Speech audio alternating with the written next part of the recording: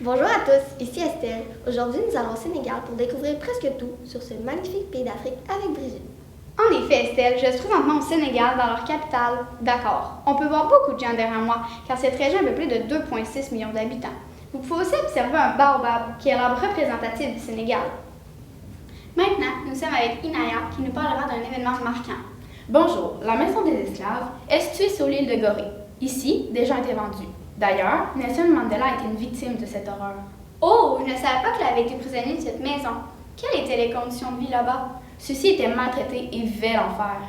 Cette demeure semble très vieille. Effectivement, celle-ci date des années 1700 et de petites chambres pouvaient accueillir de 15 à 20 esclaves. De plus, les familles étaient séparées.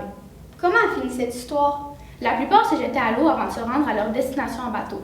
Depuis, les requins rôdent autour de la maison. Cette histoire est terrible. Maintenant, allons rejoindre Kella, la fille du célèbre joueur de soccer sénégalais, Pape Diouf. Bonjour Brigitte. Bonjour. Je vois que vos buts sont délimités par des bâtons de bois et que vous utilisez une canne de conserve en guise de ballon. Y a-t-il une raison à cela? Oui, puisque notre pays est très pauvre, nous prenons les objets à notre disposition pour jouer à notre sport favori, le soccer. Je dois avouer que vous êtes des gens très débrouillards. Mais comment se nomme l'équipe professionnelle du pays? Elle s'appelle les Lions de la Teranga. Mais que veut dire Teranga? Voici Mamadou, un Sénégalais. Il nous expliquera ce que ça veut dire. En fait, le mot Teranga, c'est un mot Wolof. Et le Wolof, c'est une langue qui est parlée ici au Sénégal. D'ailleurs, c'est la langue la plus parlée ici au Sénégal. Bien vrai que c'est le français qui est notre langue officielle. Et en effet, Teranga, ça signifie hospitalité en français.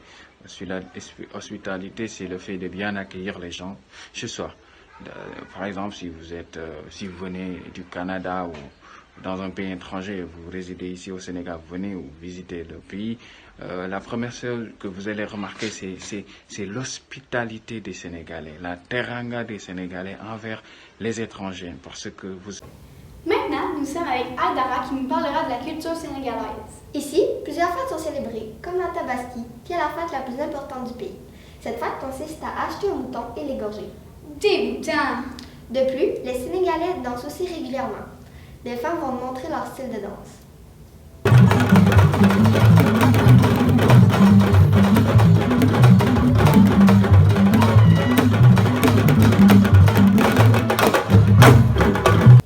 Mais quelle belle danse! Maintenant, allons voir comment se passe lors du dîner dans une famille traditionnelle. Bonjour, moi et ma sœur allons vous présenter les règles que nous devons respecter lorsqu'on mange. Premièrement, il est important de manger avec la main droite, car avec la main gauche, on s'essuie lorsque nous faisons nos besoins. Cela est un signe de respect. Oui, c'est vrai, et vous pouvez voir qu'on mange du kaldou. C'est un repas très populaire au Sénégal composé de riz blanc et de sauce au citron. Avec cela, on boit du Dakar, un jus acidulé et rafraîchissant. Wow, c'est très intéressant. Merci à ceux qui ont participé à l'émission en direct. Merci beaucoup Brigitte pour ce beau reportage.